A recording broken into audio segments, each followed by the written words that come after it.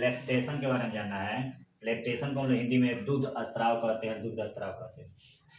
सबसे पहले बात जो लिखे हम लोग, दूध उत्पादन को लैक्टेशन कहते हैं। दूध उत्पादन को हम लोग क्या कहते हैं? लैक्टेशन कहते हैं या दूध स्त्राव कहते हैं। दूसरा बात लिखे हैं कि स्तन ग्रंथियों में दूध ग्रंथियां होती है। जितनी भी स्तन ग्रंथियां हैं, यानी कि फीमेल में स्तन ग्रंथि पाई जाती है, और स्तन ग्रंथियों में कौन सी ग्रंथि होती है? दुग्ध ग्रंथियां होती है, जो पिट्यूटरी ग्लैंड के द्वारा स्त्रावित प्रोलैक्टिन से प्रेरित होकर प्रसव के बाद दूध का स्त्राव करती है। जितनी भी फीमेल है, सभी फीमेल में स्तन पाया जाता है, मैमरी ग्लैंड पाया जाता है, और मैमरी ग्लैंड के अंदर मिल्क ग्लैंड पाया जाता है। और वह मिल्क ग्लैंड जो होता है पिट्यूटरी ग्लैंड के द्वारा स्त्रावित होता है एक हार्मोन प्रोलैक्टिन, और वो प्रोलैक्टिन से क्या हो जाता है? उत्प्रेरित हो जाता है। प्रोलैक्टिन से प्रभावित होकर क्या करता है? दूध। प्रेग्नेंट होने के उपरांत, गर्भावस्था होने के उपरांत अगर प्रसव करती हैं, यानी बच्चे को जन्म देती हैं, तब प्रोलैक्टिन स्त्रावित होता है। तब पिट्यूटरी ग्लैंड क्या करेगा? प्रोलैक्टिन स्त्रावित करेगा।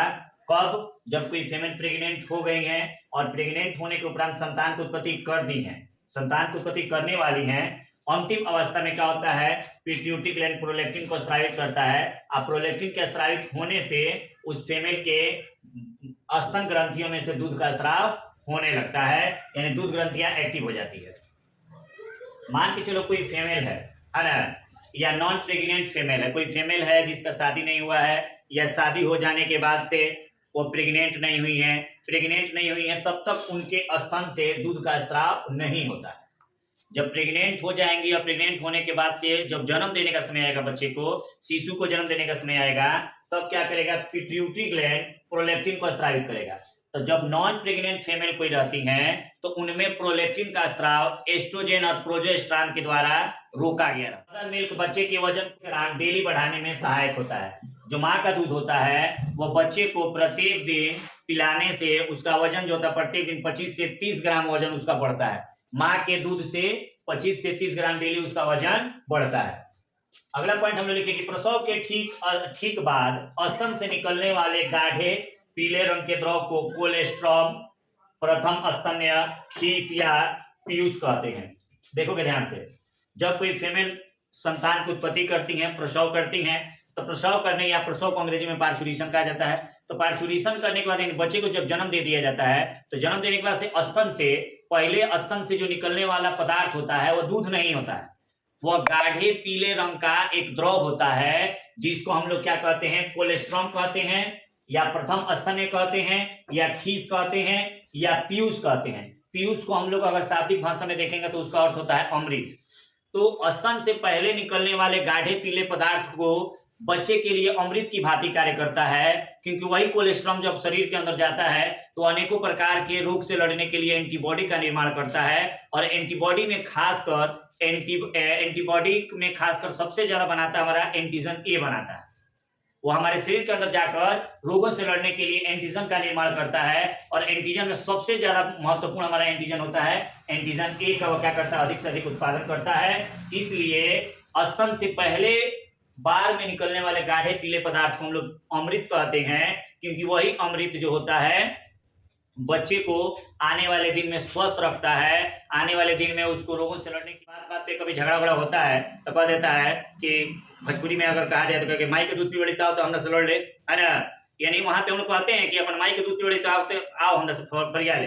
कहने का मतलब क्या होता है कि अगर वहां पे हम अपने माँ का दूध पिया था तो हमारे अंदर इम्यूनिटी सिस्टम स्ट्रांग है, हमारे अंदर क्या है कि रोग से लड़ने की क्षमता ज्यादा है, हमारे अंदर एनर्जी ज्यादा है, इसलिए कहा जाता है। लेकिन इस समय का एक ऐसा सिचुएशन आ गया है कि कोई भी अधिकांशतः फीमेल जो है उनके स्तनों से दूध का स्राव नहीं के बराबर निकल रहा है। और ये बड़ा जो है लोग केवल बच्चे जो हैं, या लोग अपने बच्चे को केवल डब्बा का दूध ही पिला रहा है। तो आने वाले दिन में लोग ये नहीं कहेगा, लड़के ये नहीं कहेंगे कि माई के दूध पी बड़ी ताकि फरिया ले, वो कई लोग अमूल स्प्रे पीले बड़ी ताकि हमने सब फरिया ले, डब्बा का दूध पीले बड़ी ताकि हमने से फरिया ले, वो बड़ा वो कहेगा। लेकिन हम लोग का जो समय है, अगर कोई माँ है अपने बच्चे को कम से कम उसको 6 महीना तक दूध पिलाना चाहता है, 6 महीने तक दूध पिलाना ही चाहिए। केवल माँ का जो दूध है उसी को देना चाहिए। 6 महीने के बाद भले बाहरी आहार है उसको देना चाहिए, क्योंकि जो बच्चा दूध माँ का दूध ज्यादा से ज्यादा पिया रहेगा उसके शरीर में बहुत ज्यादा इम्यूनिटी पावर रहेगा, बहुत ज्यादा एंटीजन्स रहेंगे, बहुत ज्यादा एंटीबॉडीज रहेंगे, जिसकी वजह से उसके शरीर में रोग से लड़ने की क्षमता बहुत ज्यादा रहेगी और वह जल्दी से जल्दी बीमार या रोगों से ग्रसित नहीं होगा। अगला बात हमने लिखे हैं कि कोलेस्ट्रॉल में सबसे ज्यादा ग्लोबुलिन प्रोटीन रहता है, वसा नहीं रहता है। ज्यादा क्या रहता है? ग्लोबुलिन प्रोटीन रहता है, उसमें वसा नहीं रहता है, उसमें वसा की मात्रा नहीं रहती। गाय हो गई या भैंस हो गई, उसको दूहने से पहले हम लोग क्या करते हैं कि पहले बछड़े को पिलाते हैं, पहले उसके बच्चे को पिलाते हैं, उसके बाद से गाय से दूध निकाला जाता है।